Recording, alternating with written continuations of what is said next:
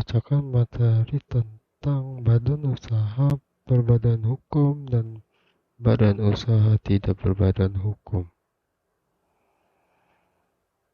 Badan usaha berbadan hukum itu sendiri adalah badan usaha yang memisahkan antara harta kekayaan pribadi pemilik atau pendirinya dan harta kekayaan badan usaha.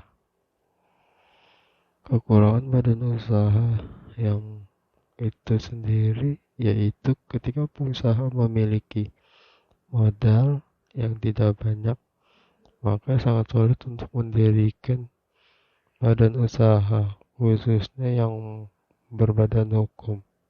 Sebab di dalam beberapa undang-undang mengatur secara limitatif jumlah modal atau dana yang harus dipersiapkan untuk mendirikan badan usaha.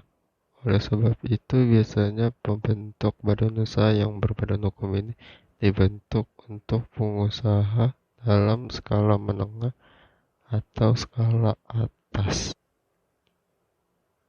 Sebagai contoh, dalam Undang-Undang Nomor 48 Tahun 2007 tentang Perseroan Terbatas atau PT membatasi secara limitatif bahwa modal dasar yang harus dipersiapkan untuk mendirikan PT adalah 50 juta rupiah, yang mana paling sedikit 15,5% ditempatkan dan disetorkan. Adapun badan usaha yang berbentuk hukum yaitu perseroan terbatas atau PT, yayasan, koperasi, badan usaha milik negara atau BUMN, dan badan usaha milik daerah yaitu BUMD. Perseroan terbatas atau PT adalah badan usaha yang berbadan hukum yang didirikan oleh 2 orang atau lebih dengan saham dan modal tertentu.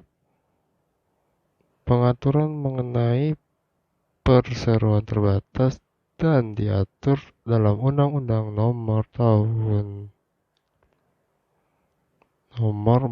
Tahun 2007 tentang dalam Undang-Undang Nomor 40 Tahun 2007 tentang perseroan terbatas. Dalam PT terdapat 3 organ penting, yakni direksi, komisaris, dan rapat umum pemegang saham atau RUPS. Badan usaha ini yang paling ideal digunakan. Yang kedua, yayasan adalah badan usaha yang berbentuk badan hukum yang berdiri atas kekayaan terpisah dan diperuntukkan mencapai tujuan usaha tertentu di bidang sosial, keagamaan, dan kemanusiaan yang tidak mempunyai anggota. Beda dengan PT, yayasan biasanya bersifat non-profit. Organ penting dalam yayasan adalah yakni pengurus, pembina, dan pengawas. Pengatur mengenai yayasan tunduk pada Undang-Undang Nomor 16 Tahun 2001 tentang Yayasan Yuncito, Undang-Undang Nomor 28 Tahun 2004 tentang Yayasan. Badan usaha tidak berbadan hukum adalah badan usaha yang tidak memiliki pemisah yang tegas antara harta kekayaan pribadi pemilik dan pendirinya dengan harta kekayaan badan usaha. Kelebihan dari badan usaha tidak berbadan hukum yaitu tidak terdapatnya peraturan jumlah modal yang harus dipersiapkan dalam menjalankan kegiatan usaha.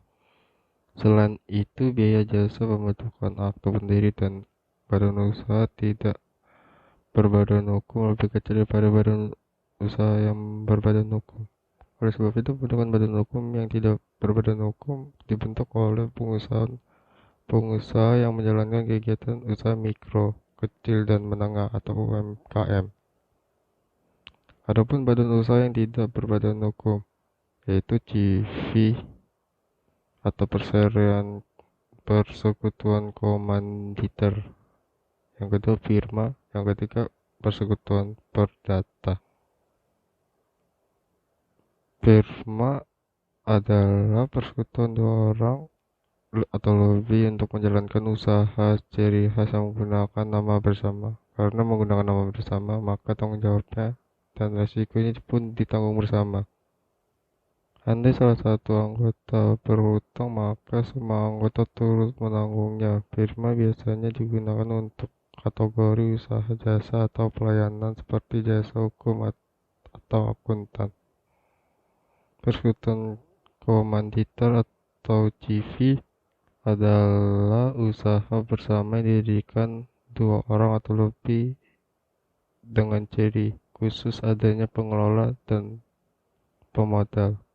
Bahasa hukumnya sih ada sekutu aktif, direktur, dan sekutu pasif atau komisaris.